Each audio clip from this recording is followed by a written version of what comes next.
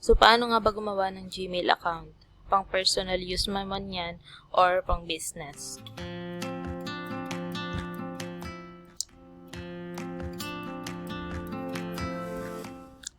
So, ilagay lang dito yung first name and then yung last name, pero optional naman yan.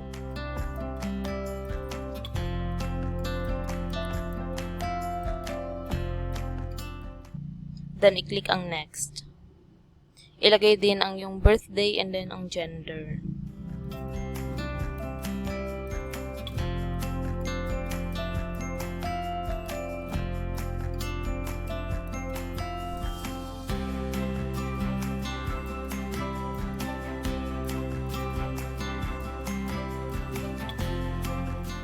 Then, click ulit yung next. And then, meron na ditong suggested Gmail address. Pwede kang mamili dyan or pwede ka rin naman gumawa ng sarili mong Gmail address. Then, i-click yung next. And then, enter mo ang inyong password.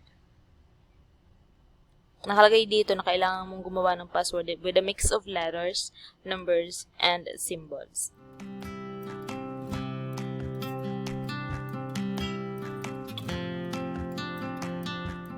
Then, click ulit yung next, and then, enter yung cellphone number para ma-verify.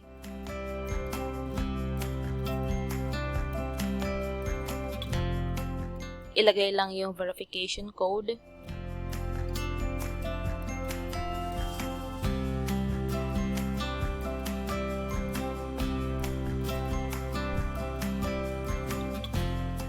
And then, pwede ka din naman dito maglagay ng recovery email address.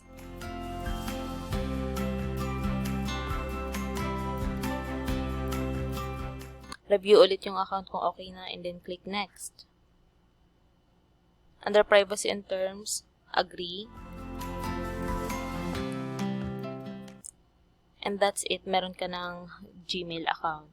Pwede ka nang mag-login using your Gmail address and then password. Yun lang. Thank you for watching. Napakadali lang naman actually.